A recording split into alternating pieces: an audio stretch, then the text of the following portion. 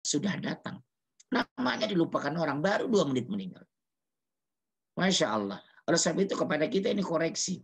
Sahabat bertanya kepada Rasulullah Sallallahu Alaihi Wasallam, ya Rasulullah, ya, sewaktu-waktu kami merasa dekat dengan Engkau dan Allah, tetapi sewaktu-waktu kami merasa jauh. Apa yang harus kami lakukan? Ternyata salah satu di antara 4 yang disarankan Rasulullah. Apa itu? Banyaklah kamu mengingat mati, karena memutus angan-angan. Mati memberhentikan cita-cita. Mati menjauhkan dari harta. Yang dibawa amanu wa amilus soleh. Itu pun masih dikoreksi lagi. Syaratnya masih terpenuhi atau tidak. Pertama ikhlas, kedua ittiba rasul. Ya. Kadang orang menganggap beramal karena amal itu ada 2. Amal soleh dan amal salah. Terus bagaimana? Kita lihat dari 2 sisi. Sikap kita menghadapi orang menghadapi kematian, terutama saudara terdekat, ibu kita, ayah kita, kakak kita, uak kita. Karena saya pengalaman, alhamdulillah, 33 tahun yang lalu mentalkinkan ayah saya. Saya pengalaman mentalkinkan ibu saya. Nah, ketika jam 6.15 ketika itu, menjelang maghrib di Medan, saya sedang liburan kuliah pulang ke Medan. Jadi jam 6.15 saya masuk ke kamar. 15 menit menjelang maghrib di Medan, saya lihat ayah sudah sakaratul maut. Bolam saya ganti, saya usahakan seterang mungkin. Pintu saya tutup, saya pangku ayah, saya bisikkan kalimat yang ngajarkan oleh Rasulullah. Apa itu? Man qala akhiratu kalami la ilaha illallah dakhalal jannah. Barang siapa di akhir perkataannya mengucapkan la ilaha illallah, surga, kata Rasulullah. Ini hadis sahih. Man qala akhiratu kalami la ilaha illallah dakhalal jannah. Yang saya lakukan la ilaha illallah, la ilaha illallah, la ilaha illallah. Setelah saya pastikan ayah menyebut Allah. Karena berdasarkan hadis, roh itu orang beriman keluar dari kepala, tangan kanan, tangan kiri, kaki kanan, kaki kiri. Makanya orang yang husnul khotimah cenderung seperti ini. Karena ditarik dia. Allah, la ilaha illallah. Udah, setelah itu biarkan. Ada orang mengatakan, oh jangan sempurna la ilaha illallah. Nanti la ilah, tiada Tuhan. Malah dia kafir, kufur, fasik. Biar Allah yang berikan petunjuk. Itu urusan dia dengan Allah. Diberikan azab atau diberikan hidayah. Kita kembali ke konsep hadis tadi. Sempurna bisikkan kepadanya dengan suara lirih. La ilaha illallah. La ilaha illallah. Karena berdasarkan hadis, afdal zikri fa'alam annahu la ilaha illallah. Seabdal zikir adalah la ilaha illallah. Itulah penentu kita. Maka ujian terakhir bagi orang beriman ketika dia mengucapkan itu. Muncul pertanyaan begini, saudara-saudaraku. Apa mungkin Pak preman mengucapkannya secara lahiriah? Kita lihat preman bertatu, orang tidak berhijab. Mungkin. Kenapa mungkin? Kita tidak tahu. Wallahu a'lam bishawab. Boleh jadi 3 hari menjelang meninggal dia bertobat. Seperti kasus seorang pelacur bertobat zaman Rasulullah. Dia minta diselesaikan hukum. Ya, dia dicambuk 100 kali. Ketika cambukan demi cambukan mengenai tubuh wanita itu disaksikan para sahabat dan Rasulullah, memancar darah segar. Bongkahan-bongkahan kulit terkelupas, memancar darah segar. Jadi ada yang melecehkan, dasar pelacur, kata seseorang menyaksikan itu. Apa kata Rasulullah? Jangan engkau katakan itu. Wanita ini adalah ahli surga. Masya Allah. Jadi jangan kita merendahkan orang lain, menjudge orang lain, mengadili orang lain. Boleh jadi 3 hari menjelang meninggal dia bertobat. Karena ada 2 hadis penjelasan ini. Kalau kita merujuk kepada satu ayat, ya ayyuhalladzina amanu tubu ilallahi taubatan nasuha. Saya ulangi Pak ya. Tubu ya ayyuhalladzina amanu tubu ilallahi taubatan nasuha. Kata nasuha di sini pertama meninggalkan dosa, menjauhi dosa, membenci dosa, mengimbangi perbuatan baik yang amal soleh. Ibu bangga punya anak, tidak mabuk, tidak berzina, tidak mengenal klub malam, tidak ke karaoke, tapi maaf, anak ibu sudah sholat. Belum, Pak. Ibu bangga, suami saya, Pak, itu rajin jalan-jalan, pendapatan tinggi, fasilitas lengkap, sarana cukup, rumah kami 16 miliar, mobil 14, supir 17. Pertanyaan saya, suami ibu sholat? Enggak.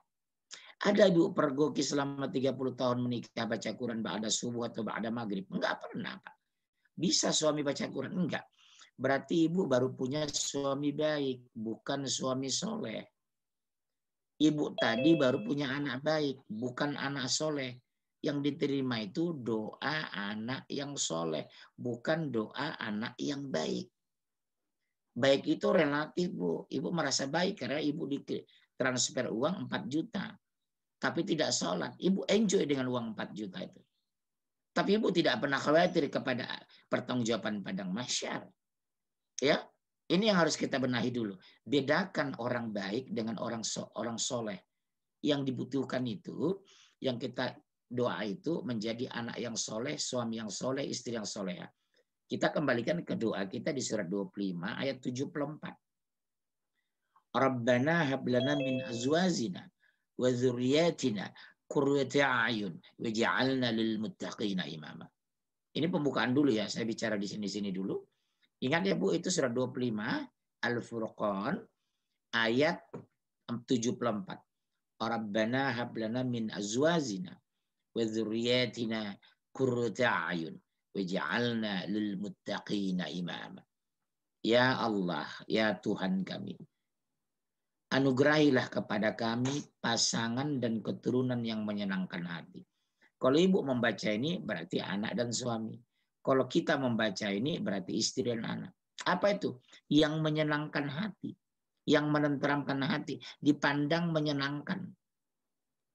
Apa itu? Tentu suami yang soleh. Ibu senang nggak melihat suami kaya raya, setoran sama ibu 200 juta, tapi selingkuh di puncak? Nggak bakalan. Pasti ibu stres. Ibu punya rumah 60 miliar, mobil 17, fasilitas lengkap, sarana cukup, 6 bulan sekali jalan-jalan ke luar negeri. Tapi suami selingkuh, nggak bakalan bahagia. Tidak menenangkan itu. Yang menenangkan yang diminta tadi. Ada 2. Pertama pasangan, kedua keturunan. Dan jadikanlah kami imam bagi orang-orang bertakwa. Berarti ini high standard, Bunda. Bukan sekadar bertakwa, tapi imam. Kita lihat filosofi salat jenazah. Kalau sholat fardu, zuhur, asar, maghrib, isya, dia melebar, lurus dan rapatkan saf. Ya, sufufakum, kata Rasulullah. Saf kalian, lurus dan rapat. Kecuali di corona, hanya lurus, rapatnya nggak bisa lagi. Ya, terkoreksi sholat sunnah Rasul jadinya karena musibah ini. Artinya tidak bisa sempurna kita melakukan itu lagi kondisi sekarang. Ya, sifatnya kondisional. Ya. Nah, sementara sholat jenazah itu memanjang bukan melebar. Kalau 10 orang yang mensolatkan, imam 3. Sebaiknya jumlah safnya ganjil atau 5 atau 100 imamnya 1. Sementara sholat artinya apa? Kalau kita hubungkan kayak itu, imam bagi orang bertakwa berarti teorinya, idealnya, harusnya, mestinya orang mukmin yang meninggal itu bisa dijadikan ketauladanan dan contoh bagi generasi berikutnya. Karena memanjang disuruh saf itu ke belakang. Disuruh ganjil, disunahkan ganjil. 3, 5, 7, 9. Ke belakang 9 saf gitu. Diatur dia. Tapi kecenderungan ini sudah tinggalkan. Kalau masjid kami alhamdulillah masih teratur ya. Dikondisikan, udah bikin 3 saf, bikin 5 saf. Ya, Masya Allah. Nah, kembali ke tadi. Man qala akhiratu kalami la ilaha illallah dakhalal jannah. Barang siapa yang mengucapkan la ilaha illallah, tentunya di akhir perkataan menjelang meninggal, dakhalal jannah, surga kata Rasulullah. Kenapa? Apa ciri-ciri orang yang dijamin yang masuk surga itu, yang husnul khotimah itu? 1, berdasarkan penjelasan di beberapa kitab kita temukan, 1, menjelang meninggal itu keluar keringat di keningnya. Itu demam panas. Seperti Rasulullah itu 3 hari demam panas. Ya.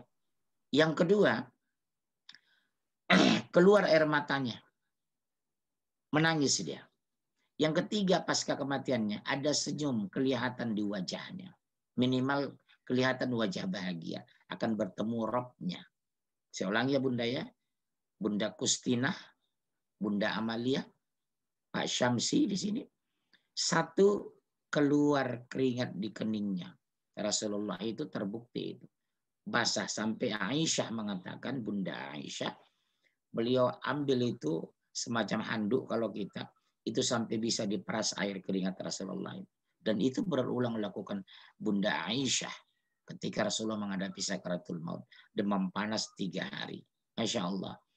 Yang kedua, keluar air mata. Yang ketiga, senyum pasca kematiannya. Minimal wajahnya tidak seram dan tidak menakutkan.